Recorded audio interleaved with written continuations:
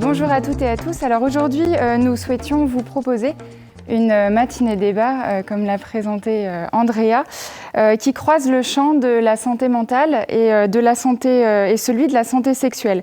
Cette idée, elle est née d'un constat selon lequel nous accompagnons des acteurs sur l'une ou l'autre des thématiques, mais que dans les projets de prévention et de promotion de la santé auprès des jeunes, les liens entre les deux n'étaient pas toujours questionnés.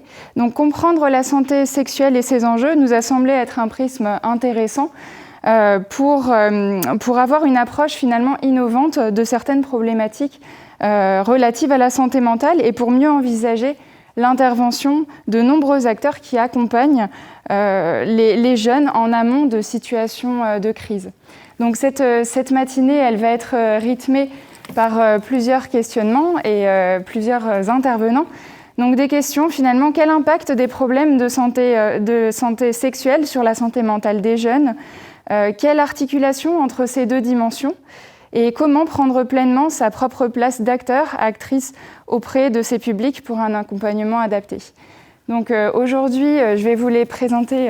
Donc pour les intervenants, nous accueillons Cécile Miel, qui est donc responsable pédagogique du DIU en sexologie à l'Université Clermont-Auvergne et également psychologue sexologue pour le CRIAFS, donc le centre ressources pour les intervenants auprès d'auteurs de violences sexuelles. Ensuite, nous accueillons donc Cédric Kempf, qui est délégué territorial de la délégation alliée pour l'IREPS-ARA, et Frédéric Galtier, qui est donc sexologue et référent régional en santé sexuelle pour l'IREPS-ARA. Voilà pour cette petite introduction. Je vais laisser donc, pour commencer cette matinée, la parole à Frédéric Galtier, qui va introduire la thématique. Merci.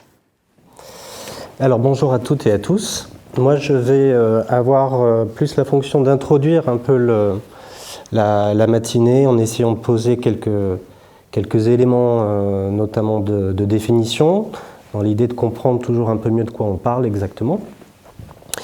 Et la première chose, c'est même ce concept de santé sexuelle, dont on se rend compte que même si ça fait maintenant quelques années qu'il existe, la dernière définition, elle date de 2002 de l'OMS, on se rend compte en fait que c'est un concept qui n'est pas clair du tout, et sûrement parce que sont accolés ces deux mots, santé et sexuel, et que chacun d'entre nous, on va y mettre des éléments, une connotation particulière. Si on prend la santé, on va penser tout de suite le côté sanitaire, biomédical des choses. Donc on va se dire, bon, santé sexuelle, ça voudrait donc dire quelque chose de la dysfonction sexuelle, du corps qui dysfonctionne. Et puis sexuel, on se rend compte aussi que c'est souvent immédiatement accolé à la sexualité, à une sexualité active et aux pratiques sexuelles. Alors, du coup, ça semble limiter le concept à quelque chose de très et sanitaire et tout d'un coup très génital des choses. Alors que la santé sexuelle, c'est beaucoup plus large que ça. Et c'est ce qu'on essaye souvent de faire comprendre et de montrer que c'est très large. Ça permet à chacun d'entre nous d'y trouver sa place surtout.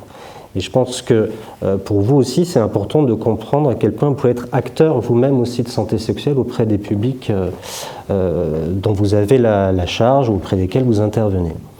Alors, si les pratiques sexuelles, les dysfonctions sexuelles font partie de la santé sexuelle, c'est évident, hein, on ne va pas les enlever, ça n'est qu'une vraiment petite partie de ce concept. Au contraire, ce concept, il ouvre sur des champs beaucoup plus larges, beaucoup plus vastes, qui nous constituent tous et toutes depuis qu'on est tout petit.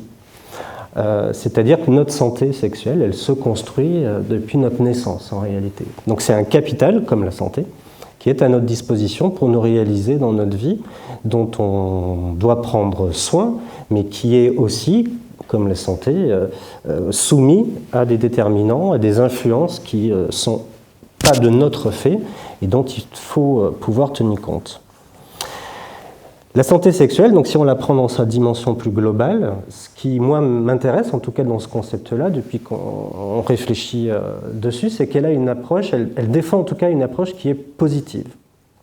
Ça me parle parce que venant moi de la prévention, de la lutte contre le sida, je sais qu'on a trop longtemps été sur cette approche extrêmement négative des choses et surtout très mortifère, basée sur le risque, et un risque mortel potentiellement, et que l'éducation sexuelle s'est réactivée beaucoup avec ce sédiment-là, cette idée que, oulala, attention, si tu ne fais pas les choses comme il faut, il va t'arriver quelques bricoles. Donc, défendre un projet plus positif, déjà, ça ouvre d'autres dimensions. Et ça amène à un autre élément de définition de la santé sexuelle, qui est aussi fondamental, qui est la question de la recherche du plaisir. Et de se dire que s'il y a un indicateur auprès duquel on peut déjà tenter d'évaluer une santé sexuelle chez un individu, c'est de se dire quel est votre degré de satisfaction dans votre santé sexuelle, votre sexualité plus particulièrement, quel est votre niveau plaisir en réalité.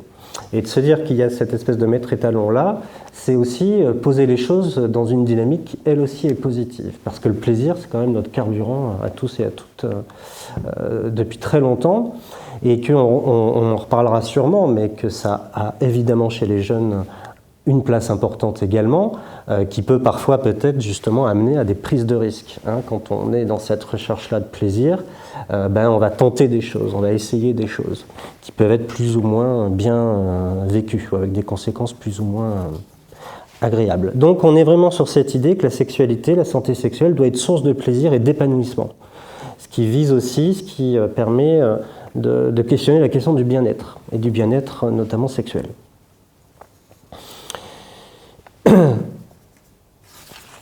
La santé sexuelle, pour montrer aussi tous ces champs qu'elle vient interroger, en fait, elle renvoie à différentes capacités que l'on a plus ou moins développées, chacun d'entre nous, depuis qu'on est né. L'une de ces capacités, c'est la capacité qu'on va avoir à développer des relations interpersonnelles, et qui ne sont pas nécessairement basées sur le désir sexuel. C'est cette idée de comment on va créer du lien avec l'autre, comment on va entrer en relation avec l'autre, comment on va créer des réseaux amicaux. Et bien sûr, au milieu de tout ça, créer du lien affectif qui peut aller jusqu'au sentiment amoureux.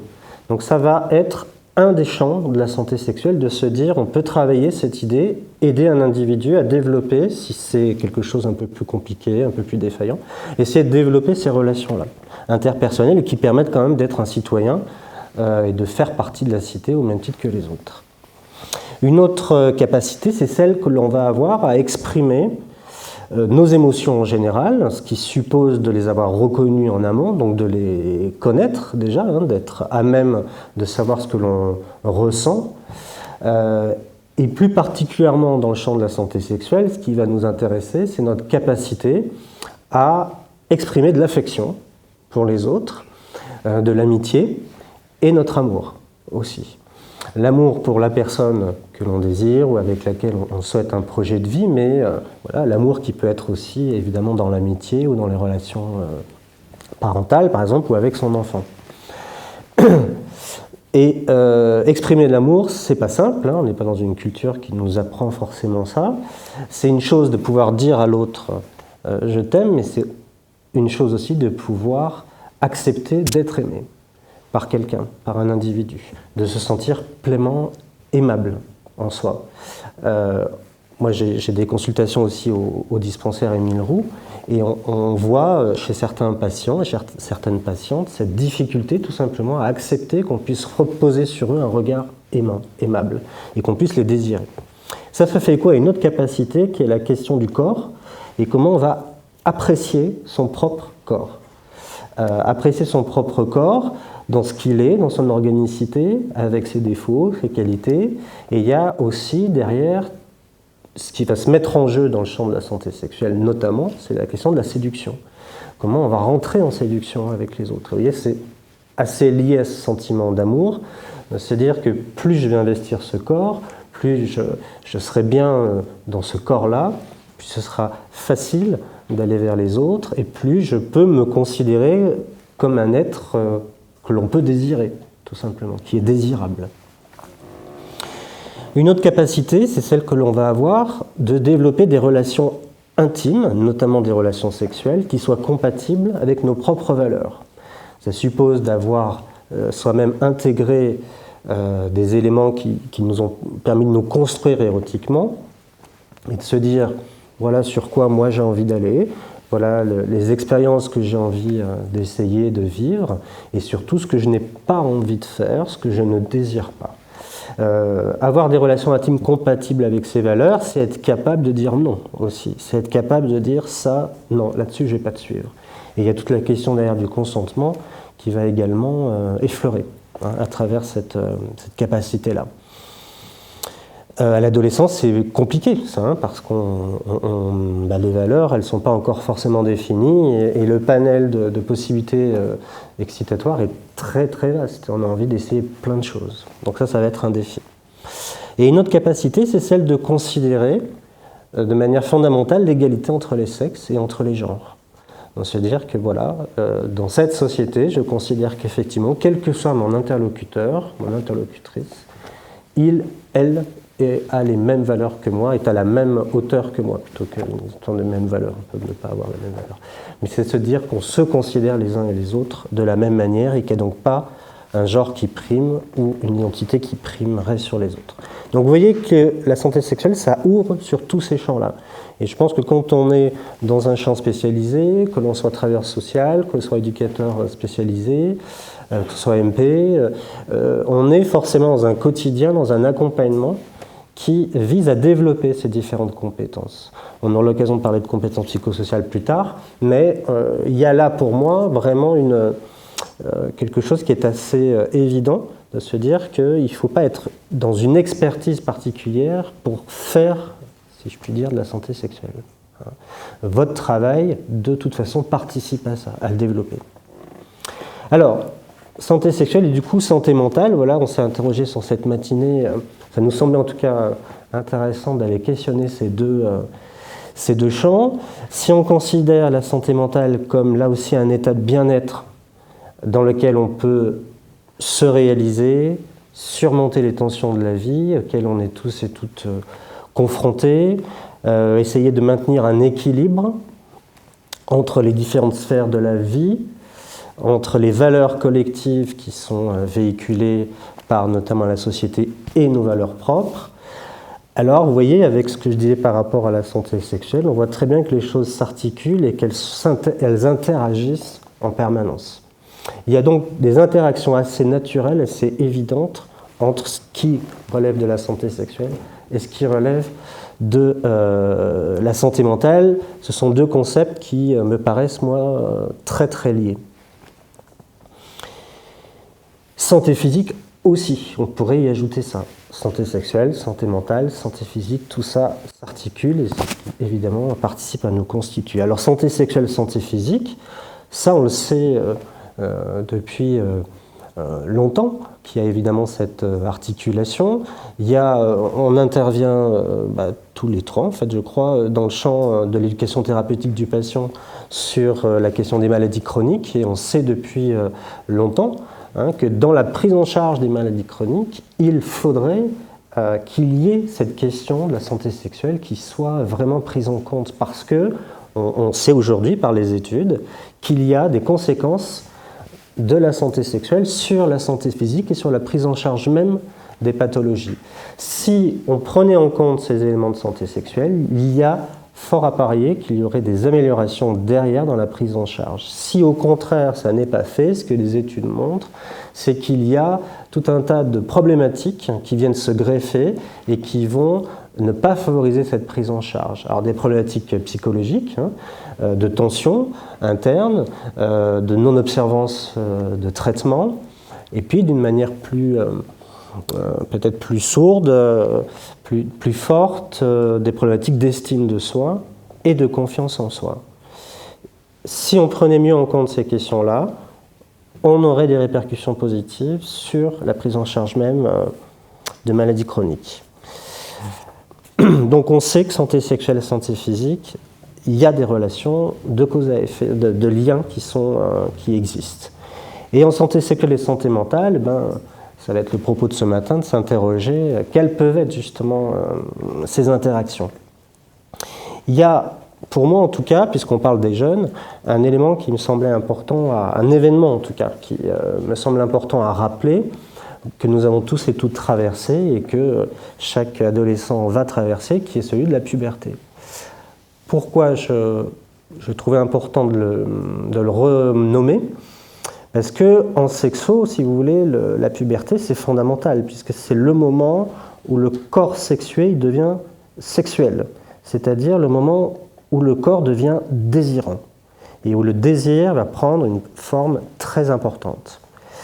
Ça, c'est quand même pas rien, outre les transformations physiques, évidemment, physiologiques, qui font de l'individu un mâle, une femelle apte à coïter, si je reste dans un champ très animal, des choses. Mais bon, à cet âge-là, on est un peu à ce niveau-là. Ce corps, il devient désirant, et ça, c'est quand même pas rien, puisque derrière va se poser la question de qui sera l'objet de mon désir. Voilà. Et de qui je vais être l'objet de désir aussi. Ça rejoint ce que je vous disais tout à l'heure. Et puis, la puberté va venir vraiment réactiver des choses qui avaient pu se mettre en place de manière un peu plus diffuse depuis l'enfance et qui vont participer à la construction érotique de l'individu.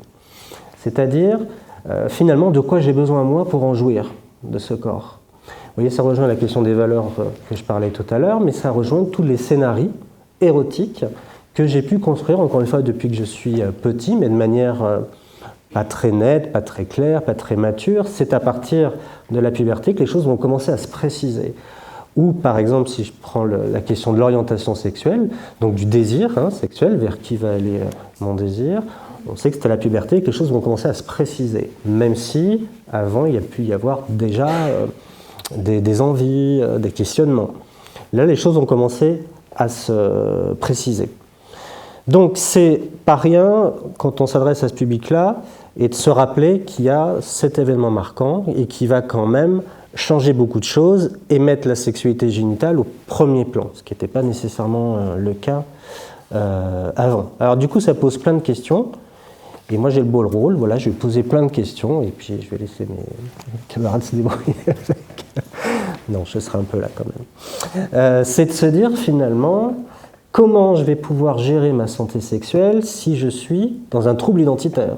Voilà. Si à l'adolescence, arriver à définir qui je suis est compliqué, comment je vais pouvoir articuler ça avec ma santé sexuelle? Si je suis dans une problématique d'identité de genre, tout simplement, de transidentité, comment voilà, je vais pouvoir gérer ça si je ne suis pas, si j'ai pas moi-même suffisamment d'éléments, suffisamment d'ETH, mais si j'ai pas autour de moi les gens pour m'aider à ça. Autre question qu'on peut se poser, c'est si je n'accepte pas, mes désirs,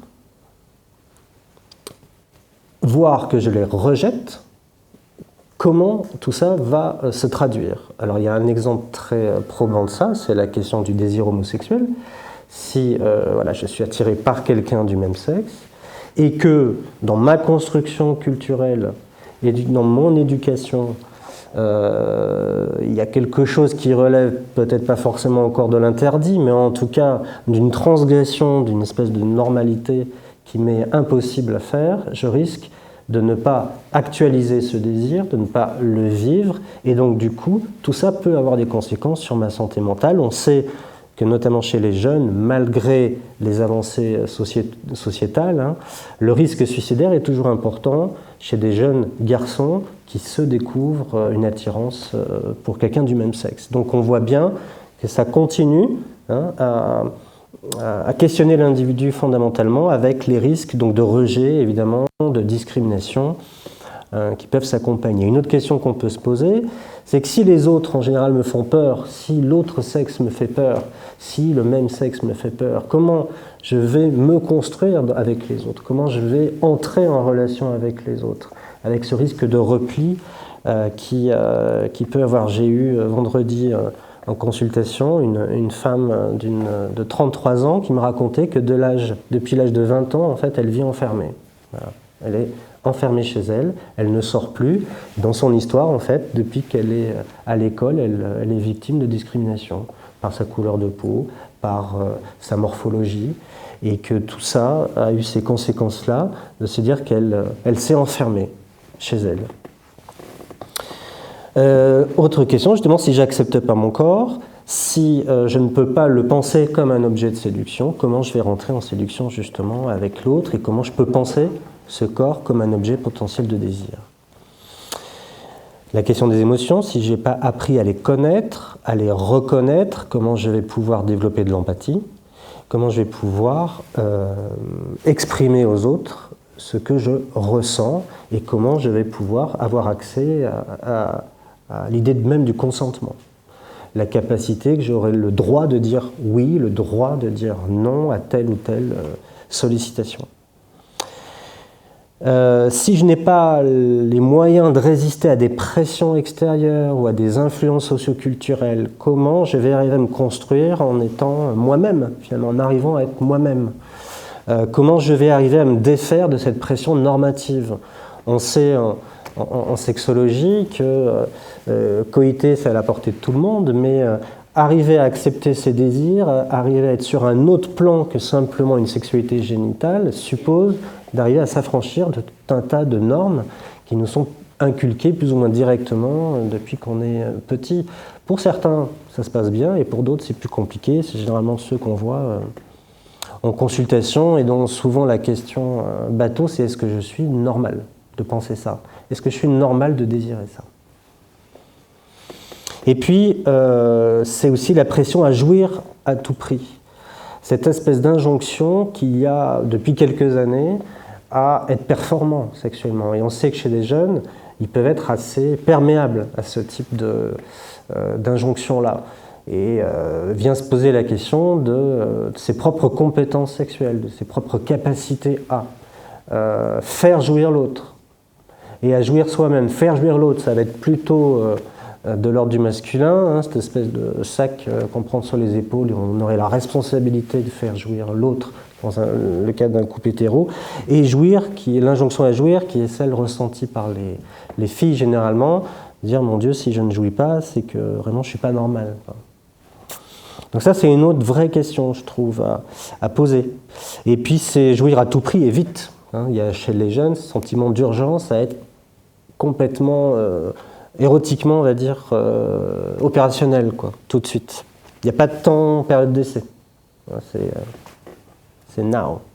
Et puis enfin, si je ne sais pas gérer ma recherche de plaisir, si mes prises de risque sont de plus en plus dangereuses pour moi et pour les autres, si je n'arrive pas à élaborer ma construction érotique de manière satisfaisante, là aussi je m'expose, je pense, à certains risques, surtout si je démarre ma sexualité dans une idée préfabriquée des relations sexuelles qui peut avoir comme origine l'image pornographique, par exemple, pour se dire, voilà, je sais déjà comment il faut faire, j'ai déjà mon scénario, puisque je vois bien comment ça se passe dans les films.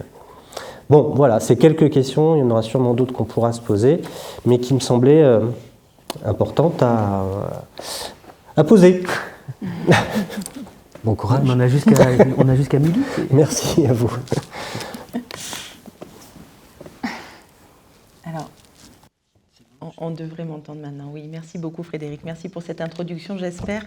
Et normalement, ce serait une bonne nouvelle que nos interventions vont se faire écho. Et à l'évidence, je pense qu'on a une culture commune. Donc, vous devriez retrouver des éléments que Frédéric a énoncés et que tu vas réaborder par la suite, et en particulier sur la question des compétences. Alors, je vais me lever, si vous voulez bien, tout simplement pour pouvoir moi-même avoir accès à mon PowerPoint, de telle manière à pouvoir suivre aussi et parler de façon coordonnée avec l'image. Hop. Alors on a parlé de santé mentale et moi je vais avoir cette tâche parce que effectivement tu m'as présenté sous l'angle du CRIAFS, mais je travaille aussi dans une unité transversale de santé sexuelle et sexologie sur le CHU de Clermont-Ferrand, donc où on intervient sur un ensemble de services avec deux collègues, une collègue infirmière, une collègue médecin andrologue.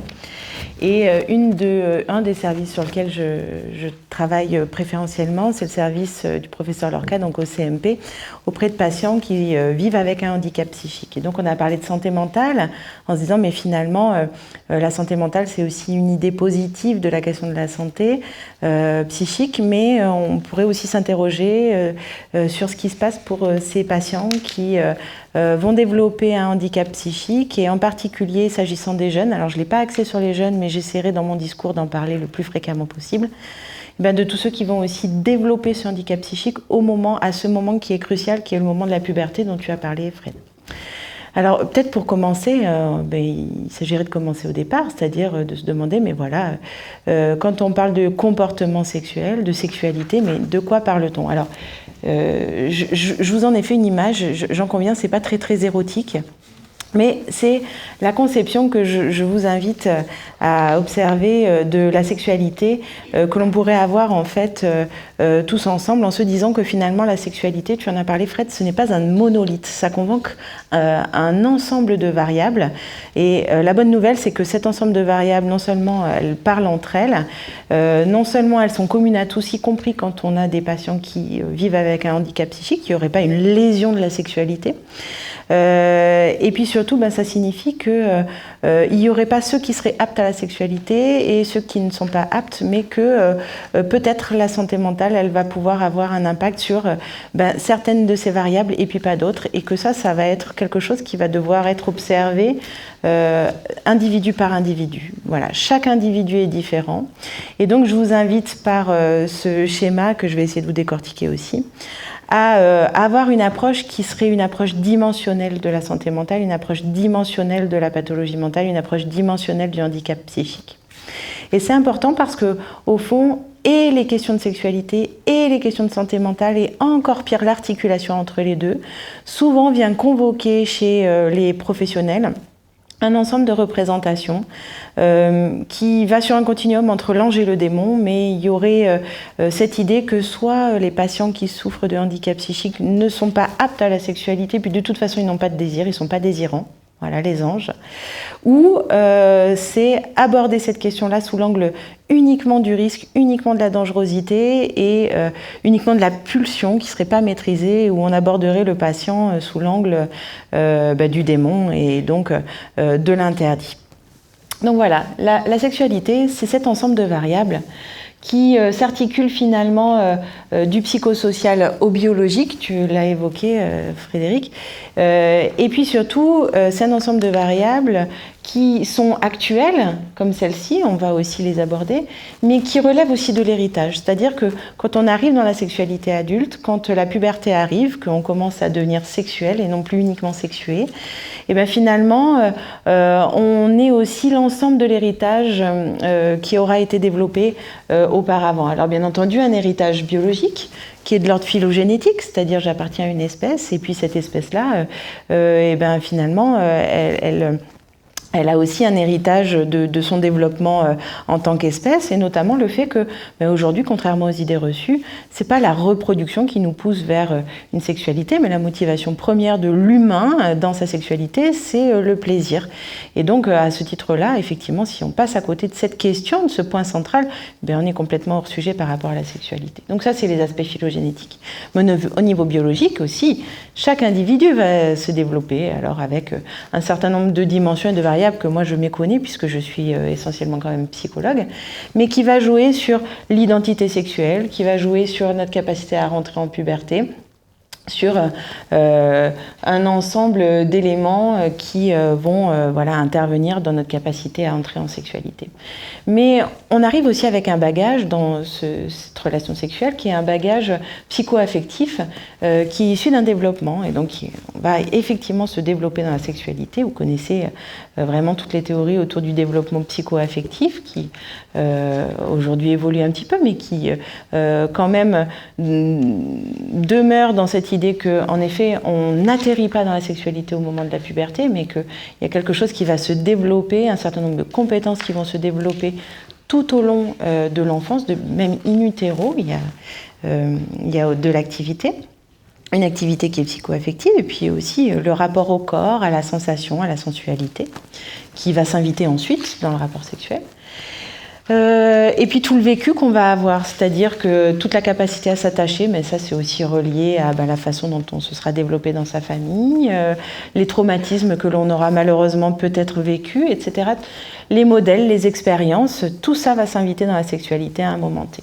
Et puis, quand effectivement on aborde un rapport sexuel, l'ensemble de cet héritage va se traduire par, d'un côté, des compétences psychosociales, alors tu vas beaucoup en parler tout à l'heure, qui est un ensemble de compétences qui vont être justement sans doute le plus fréquemment, c'est celles-ci qui vont être altérées par le handicap psychique. Et puis de l'autre côté, ici, un ensemble de dimensions biologiques du moment, c'est-à-dire ma chimie du moment. Est-ce que je suis en puberté? Est-ce que je suis en état de grossesse? Est-ce que je suis vieillissant? Donc avec tout ce jeu hormonal qui va se traduire dans mon corps, et qui va me permettre de pouvoir aussi aborder l'ensemble de cette réponse physiologique sexuelle. Vous voyez, donc c'est très complexe. Ça ne veut pas dire compliqué, mais c'est très complexe, la sexualité, c'est ce qui est passionnant. Alors justement, ça me donne envie de vous proposer en fait une sorte d'abécédaire, mais finalement, l'idée c'est que, je vous ai dit, il n'y a pas de lésion de la sexualité qui serait spécifique au handicap psychique. On est tous égaux d'une certaine manière face à la sexualité, c'est vrai, on est tous un peu mauvais et tous un petit peu en construction continue et permanente, et c'est aussi ça qui fait de la sexualité une matière intéressante. On pourrait se dire finalement que l'abécédaire de la sexualité, ce serait petit a, apprendre. Contrairement à ce qu'on croit, la sexualité, elle n'est pas intuitive et on ne peut pas être nul en sexe. Ça veut dire que tout ça, ça s'apprend depuis le début de la vie jusqu'à l'âge adulte. Et même quand on est à l'âge adulte, on continue d'apprendre parce qu'on continue d'apprendre sur soi, sur son corps, que nous-mêmes on évolue, que le partenaire ou les partenaires évoluent et que même parfois on change de partenaire. Et ça s'apprend à chaque fois. Et c'est aussi ça qui est passionnant.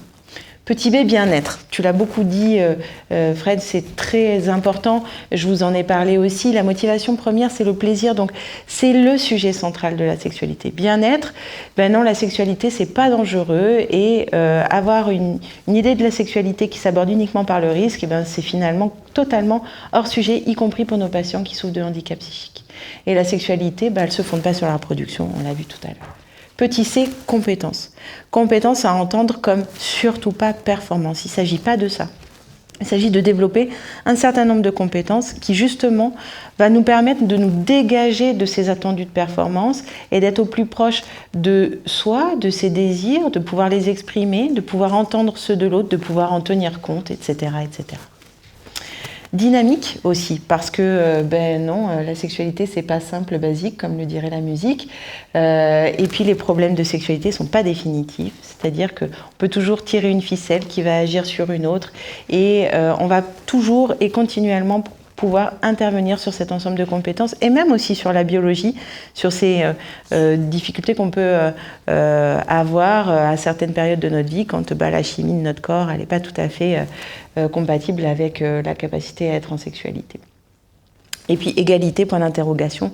Tous égaux, oui, parce qu'on est tous habités par ces variables-là. Et après, par contre, elles sont toutes altérées de façon différente chez les uns, chez les autres. Et j'ai envie de dire, pas plus, pas moins que chez les patients qui vivent avec un handicap psychique. Simplement, ça va se retrouver à des endroits différents. Et une fois de plus, je vous invite à penser les choses dans la rencontre avec un sujet en tant qu'individu. Alors nous, on va pouvoir intervenir à différents endroits. Le handicap psychique, finalement, ça va avoir des conséquences directes sur l'ensemble de l'héritage. C'est-à-dire que cet ensemble de l'héritage, ce sac à dos de la sexualité, finalement, il va être impacté par le handicap psychique, en particulier parce qu'au moment de la puberté, il y a des éléments fondamentaux qui vont se jouer et que si cette puberté elle est altérée par la maladie notamment, et bien justement, ça va avoir un impact sur le développement de la sexualité future en tant qu'adulte. Et donc, ça va avoir essentiellement un impact, regardez, sur les compétences psychosociales. Alors, vous voyez, en général, quand on parle de handicap, et c'est pour ça que c'est peut-être une terminologie qui est plus intéressante que celle du trouble, c'est que ça vient déjà convoquer chez nous une approche qui est plus dimensionnelle. Ça vient dire ça va altérer telle et telle et telle et telle capacité, mais ça ne vient pas altérer l'individu dans son entièreté. Alors nos modalités de prise en charge, justement, notamment quand on est psychologue ou qu'on intervient dans le champ psychosocial, on va pouvoir agir effectivement sur l'héritage, pourquoi pas. C'est aussi tout le sens d'une psychothérapie, par exemple, pour pouvoir travailler sur les modèles, pour pouvoir travailler sur l'attachement, pour pouvoir travailler sur les traumatismes, etc. Et sur les compétences psychosociales, dans une approche qui pourra être aussi plus éducative, sexologique par définition. Mais pas uniquement, parce que les compétences psychosociales, c'est pas spécifique de la sexualité. C'est ça qui est intéressant aussi, c'est que, on y reviendra, mais quand on travaille les compétences psychosociales pour la sexualité, mais aussi on travaille les compétences psychosociales par la sexualité pour pouvoir les mobiliser dans tout le champ de l'autonomie, dans l'autonomie et dans la socialisation. On y reviendra aussi si vous voulez bien. Mais quand on intervient sur ces dimensions-là, parfois, notamment quand il s'agit de mettre en place un traitement pharmaco qui va avoir un effet, en tout cas l'effet attendu, c'est sur la santé mentale, on peut avoir des effets iatrogènes, donc sur la réponse physiologique, parce que ça va intervenir, ça va avoir un impact sur notre chimie, et donc sur un ensemble d'activités, c'est le terme que je cherchais, d'activités en termes de neurotransmetteurs et hormonales, et donc ça peut avoir un impact aussi parfois négatif sur la sexualité, mais qui peut se compenser. Alors, quelques éléments de littérature sur nos patients qui vivent avec une pathologie psychiatrique.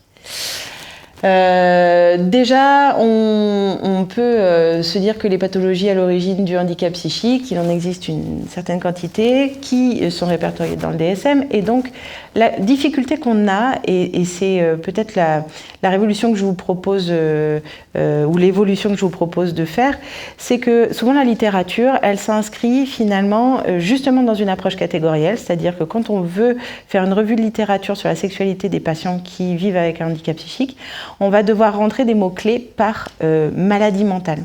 Donc on va avoir des éléments sur les schizophrènes, sur les troubles bipolaires, sur etc., etc. Mais très peu finalement par des dimensions, en se disant voilà, tel processus est altéré, qu'est-ce qui se passe dans la sexualité? Et donc c'est une limite parce que ça revient à une approche à nouveau monolithique de la sexualité, puis ça nous apporte très très peu d'éléments sur comment on peut intervenir individu par individu. Donc ça c'est une évolution qu'il faut avoir, c'est de se dire ok, de toute façon là il va falloir faire un travail à partir de la littérature existante, mais il faudrait qu'on puisse aussi générer un corpus théorique qui soit beaucoup plus riche en abordant les choses compétence par compétence, variable par variable, et en allant chercher dans la littérature comment chacune de ces variables peut être altérée par la santé mentale. Alors déjà en termes de quantité, on est d'accord, la quantité ne fait pas la qualité, mais ça fait partie de nos représentations. La première chose, c'est que oui, les patients, ils ont une sexualité, mais vraiment. Donc la question de l'ange, non, on oublie, ça n'existe pas du tout. Alors si en termes de quantité, si notre population générale elle est à cet endroit-là, on va avoir des patients qui justement vont même avoir une sexualité qui va être un tout petit peu plus fournie que dans la population générale. C'est le cas, même si c'est contre-intuitif, des dépressions. Parce que dans le cadre des dépressions, la sexualité, elle peut avoir un effet anxiolytique, donc notamment au niveau de la masturbation, puisqu'on est d'accord que la sexualité, c'est pas que le coït. On va avoir des pratiques masturbatoires un tout petit peu plus fréquentes que dans la population générale chez les patients dépressifs. Dans les périodes hypomaniaques aussi, chez les patients qui souffrent de troubles bipolaires, et chez les personnalités borderline, avec tout le risque médico-légal qu'on pourra expliciter tout à l'heure, mais effectivement, on va avoir même une sexualité qui risque d'être très rythmée. À l'inverse, on se rend compte que chez les patients qui sont inscrits dans les troubles du spectre autistique et les schizophrènes vont avoir une sexualité un tout petit peu moins fournie, et souvent parce que c'est relié avec certaines autres variables qui sont que les patients en institution, les patients qui n'ont pas à disposition un ou une partenaire ou des partenaires, et les patients qui ont un traitement psychotrope qui juste va altérer leur sexualité, risquent d'avoir une sexualité qui sera moins fournie. Donc, vous voyez, toujours en bas, il y a les références bibliographiques. L'impact des symptômes négatifs, mine de rien, notamment dans la schizophrénie, mais pas uniquement, justement, va jouer énormément sur cette sexualité. Alors là, on rentre dans le qualitatif. Tout à l'heure, on était dans le quantitatif, là, sur le qualitatif. Donc, effectivement, les symptômes négatifs qui, finalement, motive le traitement pharmaco, parce que les symptômes négatifs eux-mêmes ont un impact sur la sexualité. Le traitement a un impact sur la sexualité. Il va falloir négocier au milieu de ces deux polarisations-là. Donc ça va entraîner des diminutions des relations interpersonnelles et des expériences sexuelles, une diminution de la satisfaction sexuelle, une perte du désir et du plaisir, et des pratiques auto-érotiques fréquentes. Donc vous voyez que ça vient altérer quand même deux pôles fondamentaux de la sexualité, qui sont le désir et le plaisir. Donc, vous savez, tous ces symptômes positifs sont tous les symptômes qui vont être des plus par rapport à la population générale, mais des plus qui sont négatifs, c'est-à-dire tout ce qui va être les symptômes d'allure, tout ce qui va être de l'ordre du délire, tout ce qui va être de l'ordre de l'hallucination, tout ce qui va être de l'ordre de l'altération de l'interaction à l'environnement. Mais il y a aussi un impact des symptômes. Ah non, j'étais sur les symptômes négatifs, pardon. C'était plutôt au contraire tous les mots qui commencent en A, les anédonies, les apathies, tout ce qui fait que justement on est un tout petit peu moins que dans la population générale, hein, tous les affects un peu dépressifs.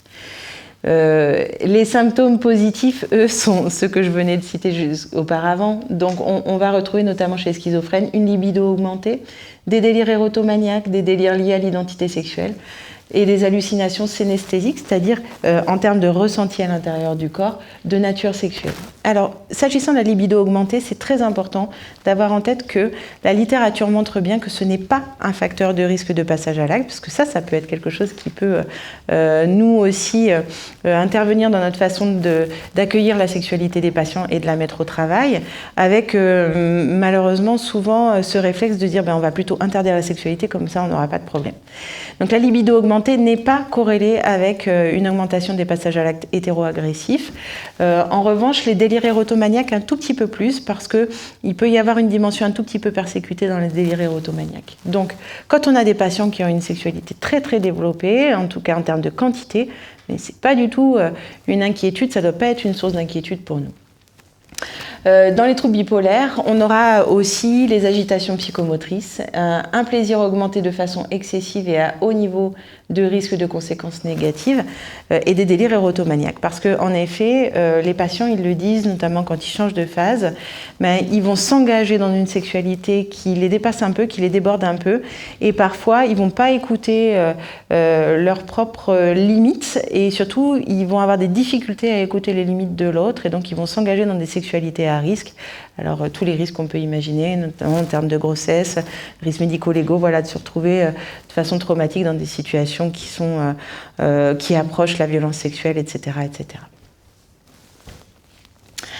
Chez nos patients TSA, alors je vous ai mis la fiche d'Atypical, je ne sais pas si vous connaissez cette série, elle est formidable, donc justement qui parle d'un jeune qui souffre qui est autiste, mais de haut niveau, hein, donc sans doute Asperger, et qui entre dans la puberté, et donc on le voit évoluer dans ses interactions amoureuses, donc en plus c'est fait avec beaucoup d'humour, c'est assez passionnant, puis c'est très bien documenté, donc je vous invite vraiment à aller regarder Atypical, c'est vraiment extraordinaire.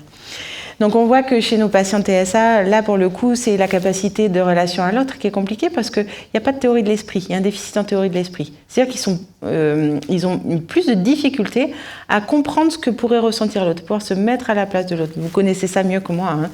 Et donc les capacités séductives sont limitées parce que je ne sais pas ce que je vais pouvoir dire à l'autre pour pouvoir le séduire et je ne reçois pas ces signaux non plus. Donc capacité séductive limitée. On va aussi avoir des rituels d'évitement du contact physique parce qu'on peut avoir des patients qui sont hypersensibles et qui sont très ritualisés. Donc les deux se combinant, on peut avoir ce type de rituel. Et puis on risque d'avoir des rapports sexuels très scriptés parce que très ritualisés. Donc pour le patient, pas de souci, mais en général pour le ou la partenaire, ça risque d'altérer un tout petit peu le désir au bout d'un moment. Au niveau du corps et du toucher, c'est une dimension qu'on oublie souvent quand on est psy, mais qui est très importante. Dans la psychose, notamment, on risque d'avoir des difficultés au niveau qui sera globalement dans le champ de la discordance, hein. C'est-à-dire qu'on risque d'avoir des altérations de l'unité de soi, ce sentiment, vous savez, d'être explosé, d'être morcelé. Une perméabilité de frontières moi-autrui qui fait aussi qu'au niveau psychique, on peut avoir ces dimensions persécutives ou avoir le sentiment de ressentir les émotions de l'autre, etc., mais qui souvent peut être un petit peu hallucinatoire, pardon. Une désorganisation praxique, c'est-à-dire qu'il n'y a pas de coordination dans le corps, donc ça aussi, en fait, pour rentrer en sexualité, c'est compliqué quand même, parce que le corps, c'est quand même un allié fondamental. Enfin, c'est lui qui va être l'interface entre l'autre et moi. C'est lui qui reçoit le plaisir. Donc une mélodie kinétique altérée, de même, c'est toute la question de la coordination. Des hallucinations sensorielles, on en a déjà parlé. Et une chose qui est fondamentale avec tous nos patients et qui est en plus augmentée par la prise de médicaments, en fait, c'est la prise de poids. On pourrait se dire c'est tout bête, et pour le coup, c'est pas spécifique à nos patients parce que c'est quelque chose qui malheureusement nous touche un petit peu tous. C'est parce que c'est stigmatisé dans notre environnement médiatique. Mais la prise de poids, c'est quelque chose qui est vraiment particulièrement relevé chez les patients et ils disent qu'en termes d'estime d'eux-mêmes, c'est une catastrophe. Donc il y a des atteintes massives de l'estime de soi qui va parfois les pousser à arrêter le traitement. Donc de l'intérêt aussi. Là, une fois de plus, j'y reviendrai sur le lien santé mentale, santé sexuelle, de l'intérêt d'aller vraiment aborder la question de la santé sexuelle, parce que cette santé sexuelle, si elle est altérée par la prise de médicaments, et bien justement, le patient risque en retour de ne pas être observant, et ça risque d'avoir, à l'inverse, un effet sur sa santé mentale. Donc c'est vraiment très très important. Il peut y avoir aussi des angoisses d'intrusion, avec toutes ces hallucinations, ce qui va générer d'ailleurs des difficultés, une fois de plus, au niveau médico-légal. Et puis parfois une hypersensibilité et des surcharges sensorielles, c'est-à-dire quelqu'un qui va entrer dans une sexualité, commencer un rapport, commencer les caresses et d'un seul coup exploser parce que c'est too much, quoi, et il ne peut pas supporter. La relation, Fred, tu l'as dit, mais on a dit ça nécessite des compétences. Donc la relation, évidemment, c'est ce qui va être, avant même l'entrée dans la sexualité, ce qui va être le plus impacté par nos maladies mentales et donc le handicap psychique. Bon, on pourrait faire un catalogue, mais c'est peut-être pas très utile, à savoir que globalement, on va avoir des patterns d'attachement qui risquent de ne pas être facilitants, donc souvent très insécures. On retrouve une prévalence plus forte dans la littérature de patients insécures quand il y a une pathologie mentale. Et puis, l'autostigmatisation va aussi avoir un impact sur la capacité de rentrer en relation. Donc la stigmatisation d'un côté, l'autostigmatisation en retour, c'est-à-dire l'intériorisation de la stigmatisation de l'entourage, et globalement ce qui va s'apparenter finalement, j'y pense tout de suite, mais à ce qu'on appelle le stress des minorités que peuvent ressentir aussi les patients LGBTQ+, c'est-à-dire avoir ce sentiment internaliser ce sentiment de rejet qui est issu de l'environnement et qui se traduit par un certain nombre d'expériences de rejet, notamment plus jeunes en fait. Et là aussi, on en revenait à la santé mentale des jeunes, santé sexuelle, santé mentale, mais il y a une perméabilité plus forte en plus quand on est jeune, parce que le conformisme, le fait d'être apprécié par les pairs, le fait de convoquer le regard des autres pour se construire dans son identité, mais c'est particulièrement prégnant à l'adolescence, au moment où on rentre dans la sexualité.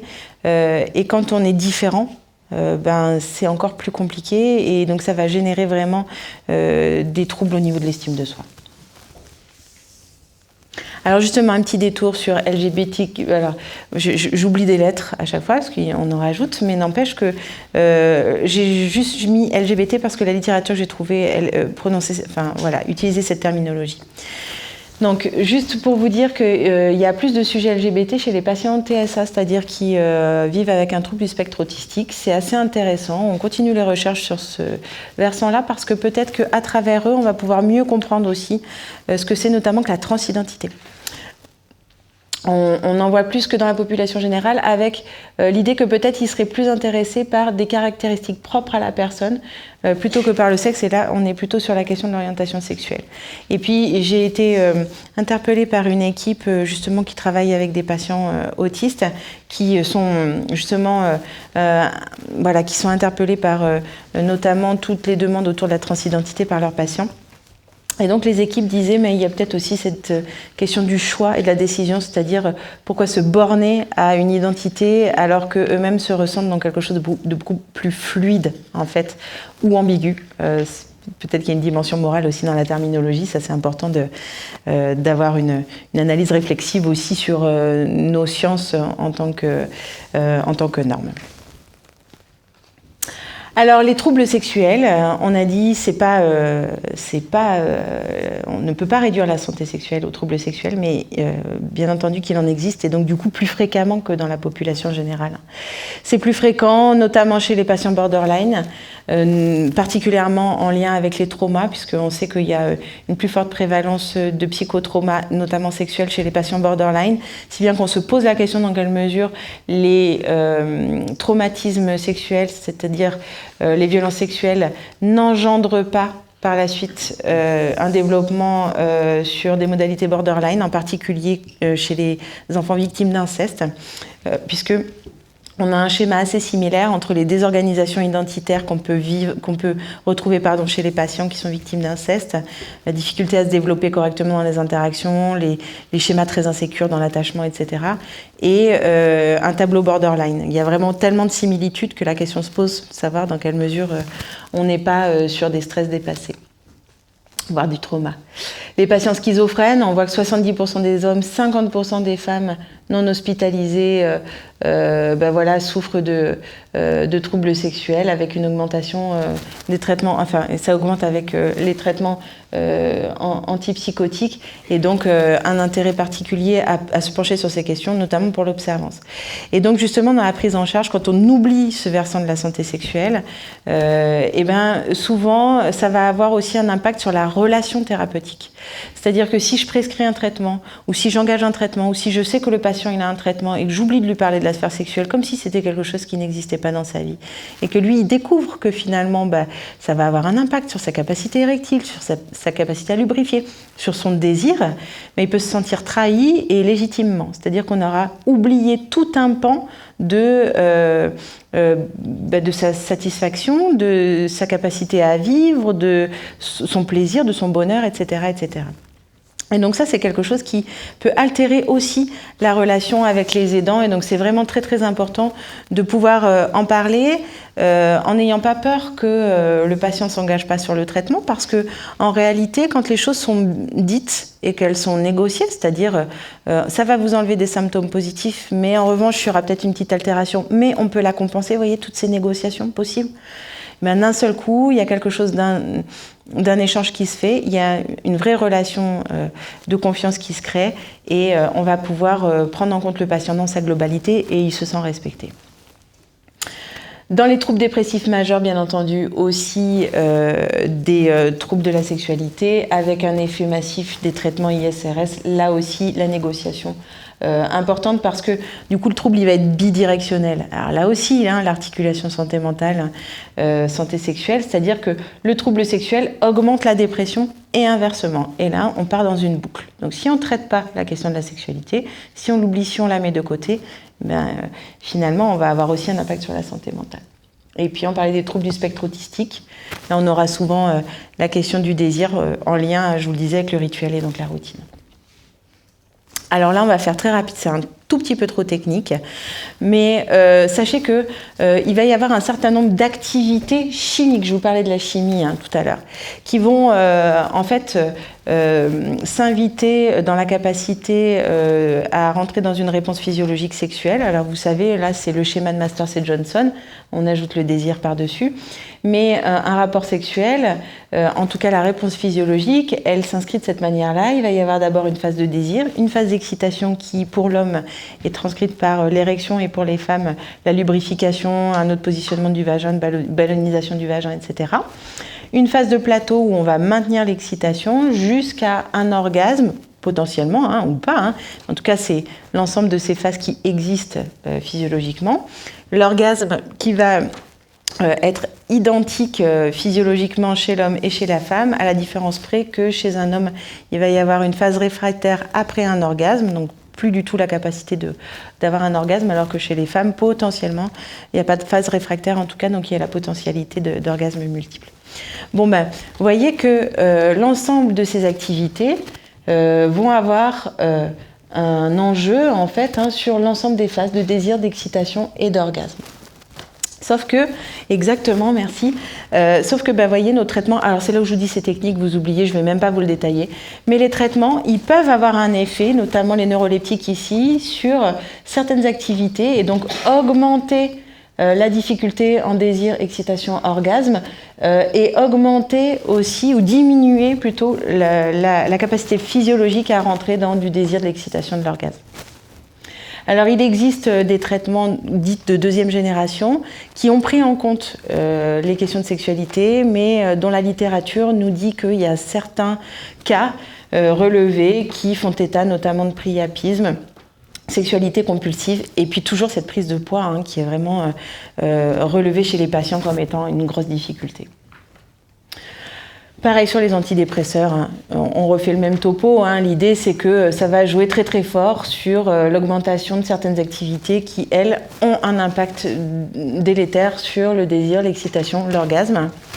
Et là aussi, il y a malgré tout des possibilités, c'est-à-dire qu'il y a des antidépresseurs qui n'ont pas d'effet sur la santé sexuelle, donc il y a un choix possible de médication. Et une fois de plus, ça nous invite, notamment dans le dialogue avec les psychiatres et les médecins généralistes, parce que parfois ils sont prescripteurs, à proposer de pouvoir s'engager dans des thérapeutiques qui n'altèrent pas la sexualité. Je ne sais pas s'il me reste beaucoup de temps, mais un élément fondamental, tu y reviendras aussi, c'est la question des comportements à risque sexuel et plus loin du consentement. Donc on sait que nos patients qui vivent avec un handicap psychique, en particulier les plus jeunes, en particulier au sein du couple pour les plus jeunes, eh bien ils sont plus à risque de vivre des situations qui vont être compliquées pour eux et qui du coup va augmenter, j'ai envie de dire, par effet traumatique, leur difficulté par la suite dans leur inscription dans la sexualité. Donc on sait qu'ils sont moins aptes à donner leur consentement sexuel éclairé. Ça ne veut pas dire pour autant qu'il faut priver de sexualité, mais s'interroger sur quelles compétences est altérée et quelles compétences justement, sur quelles compétences on va pouvoir agir pour que ce consentement soit plus éclairé. Il y aura plus de risques de grossesse non désirée, plus de maladies sexuellement transmissibles et un risque accru de victimisation. Imaginez que 40% des femmes schizophrènes auraient été victimes de viol, et je ne vous parle même pas des femmes borderline. Donc on est vraiment chez des patients où même si on n'est pas convaincu par l'idée que leur satisfaction sexuelle est intéressante et importante, au moins pour les protéger, ça va nécessiter d'être dans une démarche de prévention du risque. Et comme le disait Frédéric tout à l'heure, quand on s'engage dans une démarche de prévention, franchement, ce qui fonctionne le mieux, c'est la promotion de la santé. Donc c'est parler de la sexualité dans ce qu'elle a de plus intéressant en termes de motivation, c'est-à-dire le plaisir, le désir, et se demander comment se situent les patients par rapport à ça. Et donc les questions de consentement, c'est compliqué, parce qu'entre absence de désir et absence de consentement, il y a tout un continuum qui est déjà compliqué pour nous. Mais alors, quand on a des patients qui vivent avec un handicap psychique et qui ont un déficit de compétences, c'est encore plus compliqué. Et donc, de l'intérêt d'aller regarder compétence par compétence comment ça se passe. Mais effectivement, là je l'ai repris d'une diapo d'Éric Gouin qui avait fait une intervention il n'y a pas longtemps, mais entre je suis là sans être là, j'ai envie mais j'ose pas dire, je vais dire oui pour voir ce que c'est, je vais dire oui pour obtenir quelque chose en échange, etc. Ou alors parfois le contact qui devient subitement insupportable, alors je crie, etc. etc. Alors j'en finirai là parce qu'on pourrait y passer des heures, mais je voudrais juste, la diapo suivante, vous dire que la santé sexuelle, c'est un droit fondamental, c'est un besoin fondamental, ça a un impact massif sur la qualité de vie, c'est un des éléments fondamentaux de la qualité de vie, et il y a une nécessité à garantir des expériences sécures pour nos patients. Alors cette affiche, je ne la connaissais pas, c'est une affiche que j'ai trouvée au CMP justement. Et je me suis dit, mais Alors elle est faite, vous voyez, comme si c'était une affiche de film. Et elle est assez incroyable cette affiche parce qu'elle montre aussi à quel point il y a une volonté de conformisme de la part de nos patients qui ont les mêmes désirs que n'importe quel autre sujet parce que justement ils ne sont pas à part et peut-être de façon même encore plus conformiste parce qu'il y a cette idée de contrebalancer la différence en se disant déjà je suis différent mais j'aimerais vraiment être comme tout le monde. Et comme tout le monde, ça peut être un peu stéréotypé, c'est je veux me marier, je veux des enfants, je veux un chien, je veux une voiture, je veux une maison, etc. etc. Donc il y a quand même cette idée qu'il faut aussi entendre leur volonté de bonheur, bien entendu, et pouvoir les accompagner là-dedans, c'est la moindre des choses. Hein. Une fois de plus, nous, on peut avoir aussi une vision un peu normée parfois.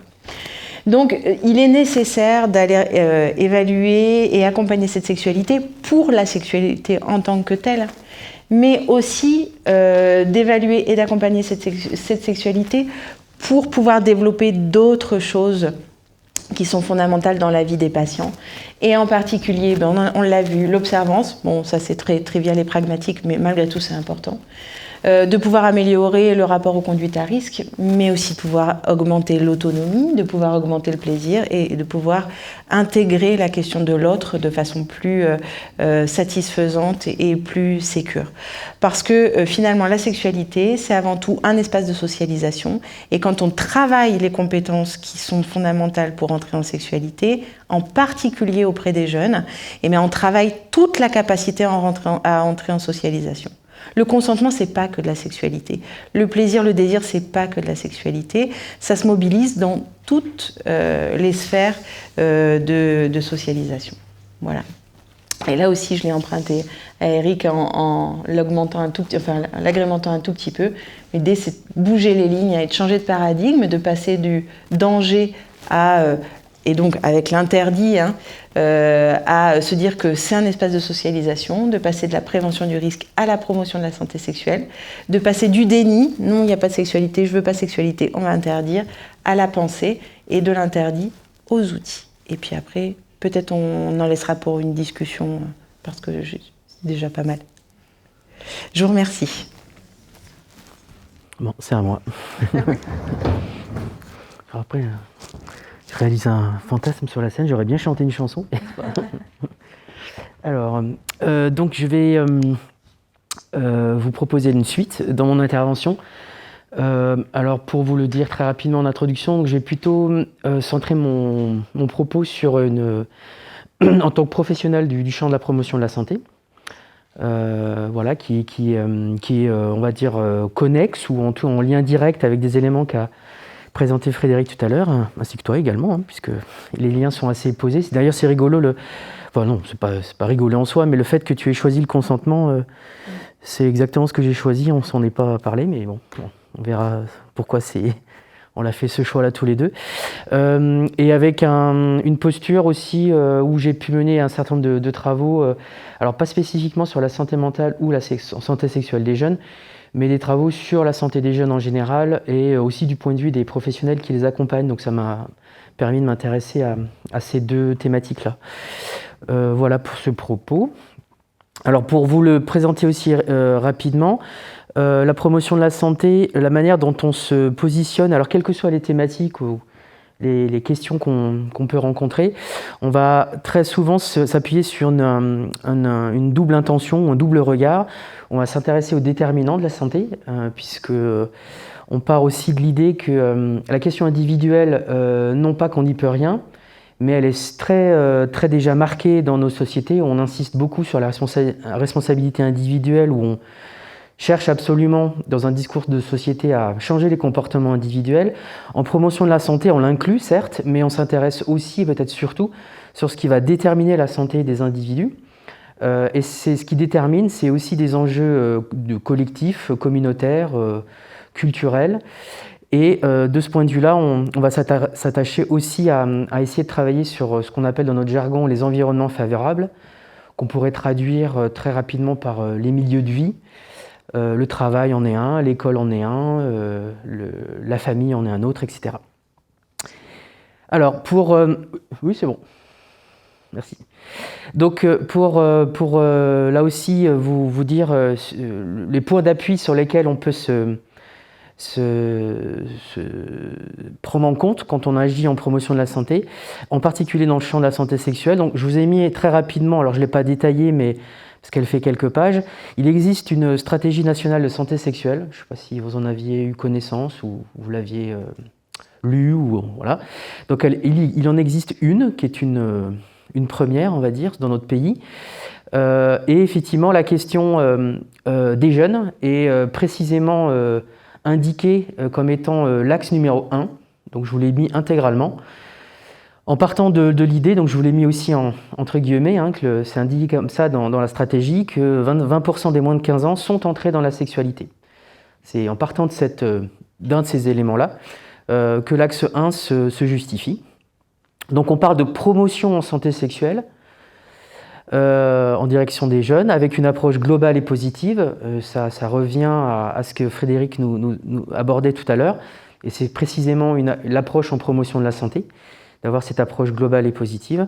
Et quelques éléments de pistes indiqués dans cette stratégie nationale, la question de l'éducation, donc on reviendra aussi sur les compétences psychosociales, la question de l'égalité, la réciprocité et le consentement, l'esprit critique, etc. Et la question de la formation également, en essayant d'avoir des logiques pluridisciplinaires, pluriprofessionnelles, sans oublier les parents. Alors, pour démarrer aussi la manière dont on va faire le lien en promotion de la santé entre santé sexuelle et santé mentale, c'est pas le seul, mais je vous présentais très rapidement un modèle de bien-être sexuel qui permet aussi de sortir un peu d'une santé publique qui serait, on va dire, centrée ou concentrée sur des questions de risque. Certes, la question des risques et la réduction de ces risques est importante, mais on l'a vu depuis les deux interventions que la santé sexuelle, c'est quand même beaucoup plus large que la question des risques. Et ce modèle-là de bien-être sexuel, ça nous permet aussi d'aller travailler plusieurs dimensions. Donc ça me paraissait important ou intéressant de vous l'indiquer ici, même si c'est un modèle, il en existe d'autres. Donc on va aussi faire le lien avec les déterminants dits de la santé mentale. Donc c'est un certain nombre de facteurs que vous voyez là. Donc on part du plus large, qui sont un certain nombre de facteurs socioculturels ou sociétaux, jusqu'aux facteurs dits individuels, en sachant qu'il y a nécessairement des facteurs sur lesquels on ne va rien pouvoir faire. Je prends par exemple l'âge. On peut faire ce qu'on veut. Quand on a 50 ans, on a 50 ans. Frédéric ? Voilà. Mais il y en a d'autres sur lesquels on peut agir, on peut bouger les choses, on peut travailler collectivement.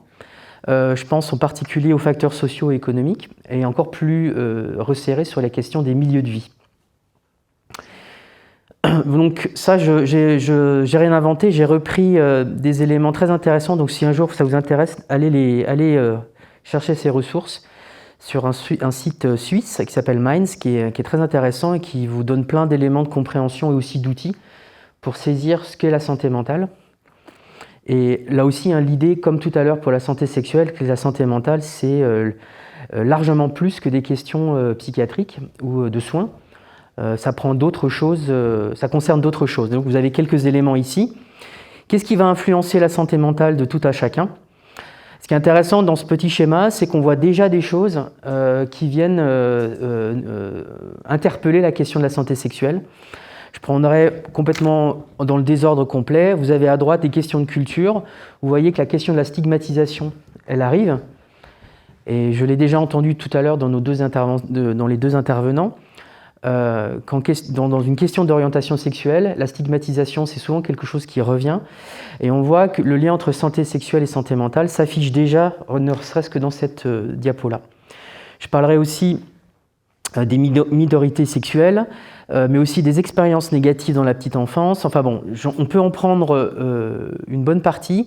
Ces déterminants de la santé mentale, on va les trouver en faisant du lien avec des questions très globales de santé sexuelle. Alors, je ne peux pas faire l'économie de vous en parler, même si ça peut être plombant, mais il n'empêche que ce lien entre santé sexuelle et santé mentale chez les jeunes, ça fait quelque temps que c'est montré. Il y a des facteurs de risque. On pourrait y passer ne serait-ce qu'une journée entière, donc c'est pas très gai en soi, mais comme on essaye aussi de pas l'effacer, enfin c'est pas un sujet tabou, hein, je pense que c'est important de le signifier, parce que derrière ce qui nous intéresse dans la prochaine diapo, c'est avec les facteurs de protection. Mais très rapidement, dans les facteurs de risque, vous voyez que l'orientation sexuelle, par exemple, et les agressions sexuelles aussi, par exemple, ont été montrés comme étant des facteurs, soit de souffrance psychique et de tentatives de suicide. Donc là, je vous ai mis quelques études plutôt francophones. Une qui est assez récente, d'une équipe qui est dirigée par Léonard Lorimi, qui est un psychiatre, qui s'est appuyé sur une étude, sur des données d'études assez importantes, hein, auprès de 15 000 jeunes. Là, vous voyez, la question, à chaque fois, il y a un doublement, c'est-à-dire que les ados qui se déclarent avoir une attirance pour une personne du même sexe, donc, ont une dépression avérée 2 fois plus que ceux qui se disent avoir une attirance sur pour un sexe différent, pour une personne qui a un sexe différent. Même chose pour les tentatives de suicide. 2 fois plus à déclarer une tentative, et également 2 fois plus qui déclarent avoir donc consulté un psychiatre ou un psychologue. Pour l'orientation sexuelle aussi comme étant un facteur de tentative de suicide, ça c'est une thèse de doctorat en psycho qui a montré, et ce qui corroborait des éléments montrés déjà à l'international, qui avait globalement une prévalence de 10% dans la population des jeunes qui avaient été concernés dans cette étude. 10% de ces jeunes qui ont fait une tentative de suicide due à l'orientation sexuelle. Et une dernière, un peu plus récente aussi, sur les agressions sexuelles. Alors là, ce qui est intéressant, c'est que c'était quelque chose qui a été... c'était une étude randomisée, mais aussi sur ce qu'on appelle une suivi de cohorte, c'est-à-dire que pendant 10 ans, l'équipe a suivi des jeunes, voilà, et sur ces 10 ans, ils ont montré qu'il y avait un risque 5 fois plus élevé de consultation, d'hospitalisation, en particulier sur des questions de psychiatrie, sur la base de signalements d'agressions sexuelles. Donc voilà, ça c'est un peu plombant, mais c'est pour vous montrer que ce lien entre santé sexuelle et santé mentale chez les jeunes, ça fait un bout de temps que les choses sont liées. La question maintenant, c'est comment on s'en sort et comment on fait pour que ces facteurs de risque-là, on puisse les réduire, les travailler en amont.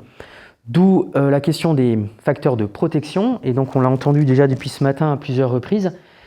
C'est quelque chose de pas nouveau, puisque c'est l'OMS qui il y a déjà plus de 20 ans, presque 30 maintenant, a mis en avant que la question des compétences psychosociales à travailler dès le plus jeune âge, c'était un des facteurs de protection les plus puissants. Et donc je prendrai exemple de ces compétences psychosociales en mettant en avant la situation du consentement. Donc je me suis appuyé sur un rapport d'études très intéressant, si un jour ça vous intéresse de le lire, hein, j'ai mis quelques ressources à la fin, mais c'est un rapport d'études de l'INJEP, c'est l'Institut national de la jeunesse et de l'éducation populaire, qui a mené un travail très intéressant auprès d'adolescents, donc en milieu scolaire. Alors pour la petite anecdote, la quasi-totalité des études auprès de jeunes, ce sont quasi souvent en milieu scolaire, pour des raisons très simples, c'est qu'on peut avoir beaucoup de jeunes au même moment. Voilà, c'est l'endroit le plus simple pour mener des études auprès des jeunes.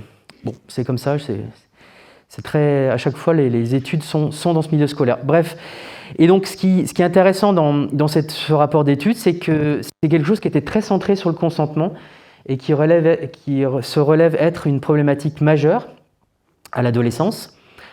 Donc ce que j'explique ici, c'est je reprends des éléments de l'étude, hein, où on met en avant d'abord qu'il y a un paradoxe clair du consentement. Ce paradoxe, il se problématise de la manière suivante, c'est-à-dire que c'est une personne qui vient solliciter un rapport, et c'est quelqu'un d'autre qui va valider le consentement. Donc il y a un rapport d'inégalité qui fait que ce consentement, il n'est pas réciproque au départ, hein, et donc c'est une problématique en soi. En tout cas, dans cette étude, on a montré qu'il y avait dans ce travail du consentement 3 types de négociations. Une négociation intime, contractuelle et collective. Alors, ce que je me suis amusé à faire, c'est, en vous laissant la possibilité d'y réfléchir et de porter votre regard critique par la suite, mais ce que je me suis amusé à faire, c'est en fonction du type de négociation, quel type de compétences psychosociales on serait en capacité ou il serait intéressant de travailler avec ces jeunes dans une situation d'avoir à consentir ou à non consentir une relation. Donc vous voyez que dans la négociation plutôt de soi à soi, c'est quelque chose qu'on peut aller travailler autour de la conscience de soi, de l'estime de soi. Sur la négociation plutôt de soi à l'autre, on va travailler des questions d'empathie, de communication efficace ou de résolution de problèmes. Et dans la négociation plutôt de soi vers les autres, c'est la question de gestion du stress ou de pression aux autres. Donc ces exemples de compétences psychosociales, on les retrouvera tout à l'heure dans le modèle que je vous présenterai très rapidement. Ce n'est pas l'objet de la matinée, mais c'est quelques exemples qui nous permettent de se dire que sur le consentement, on peut travailler grâce à cette approche des compétences psychosociales. Alors ce qui nécessite aussi de pouvoir faire, en parallèle de ce travail sur le consentement, c'est de travailler sur les stéréotypes. Et en particulier de travailler sur 2 concepts qui sont donc indiqués, l'hétéronormativité et l'hétérosexisme. Alors pour faire court, l'hétéronormativité, c'est d'essayer de lutter contre cette dominante de l'hétérosexualité dans la société contemporaine, la nôtre. Et l'hétérosexisme, c'est aussi de pouvoir lutter contre cette dominance de l'hétérosexualité, mais qui vient affirmer la domination masculine. Et de travailler sur ces 2 notions, c'est quelque chose qui peut être conduit parallèlement à travailler la notion de consentement au travers de ces CPS. Alors pour vous donner quelques exemples, vous les connaissez peut-être déjà, ou il y en a d'autres, c'est qu'un tout petit florilège. Je vais vous présenter très rapidement des outils sur lesquels on peut travailler cette notion de consentement, mais aussi sur les stéréotypes et les préjugés. Donc vous avez un outil assez récent, le CDQ, qui est un escape game. La prise en main n'est pas simple, mais c'est très intéressant à pouvoir travailler avec des jeunes. Et 2 outils qui sont dans un espèce de sac un peu plus, où il y a plus d'outils que ça, mais c'est le Sexploration. Et vous avez dans le Sexploration plusieurs outils, dont ces 2-là, qui permettent d'aller travailler le consentement et la question des privilèges.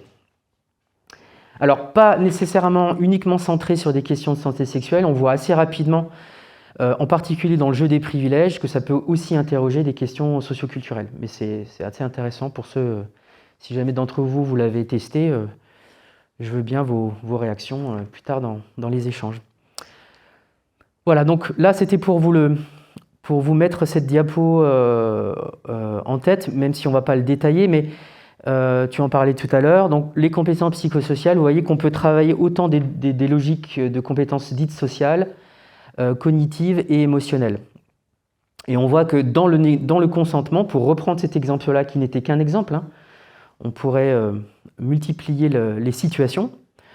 On voit que ces compétences-là peuvent être travaillées et ça peut faire même l'objet d'un projet à long terme avec des jeunes qu'on pourrait accompagner. Là, j'ai remis cette diapo, alors j'aime bien la mettre, alors peut-être que je la remets à chaque fois que j'interviens. Simplement, c'est que je trouve que c'est un élément d'aide à structurer un peu son intervention. C'est-à-dire qu'autant la question des compétences psychosociales, on va assez facilement venir la situer dans le rond bleu parce qu'il s'agit de quelque chose qui permet de développer les compétences. Et quand on développe les compétences, on va rentrer cette intervention dans des questions d'éducation. Autant on peut se demander, en santé sexuelle, santé mentale des jeunes, quels autres types d'interventions on pourrait inventer pour qu'au bout du compte, on ait une forme de garantie qu'on ait bien une logique promotrice de santé. Donc à droite, dans le rond jaune, on va plutôt essayer de mettre en œuvre, de mettre en place des dispositifs ou des procédures, ce qu'on va appeler d'environnement favorable. Ici, on va appeler ça la protection. Mais dans un milieu de vie, si je prends le cas d'un lycée, Qu'est-ce que dans un lycée on va pouvoir faire au niveau de l'environnement pour qu'il soit sécure? Qu'est-ce qu'on va faire pour que les jeunes qui ont des questions et qui vivent un certain nombre de problématiques de santé sexuelle, qu'est-ce qu'on va mettre en place pour qu'éventuellement ils trouvent quelque chose qui peut les mettre en sécurité? Alors, les choses peuvent être nombreuses et variées, outre la disponibilité d'un certain nombre de professionnels dans la structure, que ça peut être l'assistante des services sociaux, l'infirmière, un dispositif d'ambassadeurs de lycéens contre le harcèlement, je ne sais plus comment, c'est ça, ambassadeur, je ne sais plus comment ça s'appelle. Donc il y a un certain nombre de choses, et on peut aussi aller regarder ce qu'on va faire du côté de la prévention, c'est-à-dire de trouver aussi des éléments où on va pouvoir continuellement informer les jeunes d'un certain nombre de situations à risque. Donc là, c'est un modèle qui peut vous aider à essayer de penser à l'intervention, puisque l'idée de ce modèle, c'est que pour qu'il ait une forme d'efficacité, si je peux utiliser ce terme-là, l'idée c'est d'aller penser vos interventions pour que vous ayez, même s'il y a une dominante qui apparaît, mais que plusieurs interventions puissent aller taper dans les 3 sphères, ou dans les interstices, évidemment. Et ça vous permet à plusieurs, dans une équipe projet par exemple, d'envisager de peut-être ne rien oublier, si je peux m'exprimer ainsi. Bon, je terminerai simplement ce propos pour revenir, pour un peu boucler la boucle, pour revenir sur un élément de présentation de l'Organisation mondiale de la santé qui écrivait, enfin parce que ça n'a pas été écrit hier, mais pas non plus il y a 30 ans, qui propose comment on peut s'y prendre pour travailler la santé mentale des jeunes. Et on voit bien qu'ici, dans les 2 paragraphes, il y a quelque chose qui ressort de la santé mentale, mais qui vient aussi appuyer quelque chose de la santé sexuelle. Quand on parle de gérer ses émotions, des solutions alternatives au comportement à risque, la résilience, c'est quelque chose qui vient travailler sur les 2 champs. Et le dernier paragraphe qui vient insister sur les environnements favorables, travailler au niveau des milieux de vie, mais surtout essayer de travailler le pluri quelque chose ou l'inter quelque chose, qui soit disciplinaire, professionnel. On voit que l'OMS insiste en disant que cette question de la santé sexuelle et de la santé mentale précisément, elle ne peut avoir un effet que si on a une logique territorialisée ou d'échange entre différentes structures, différents professionnels.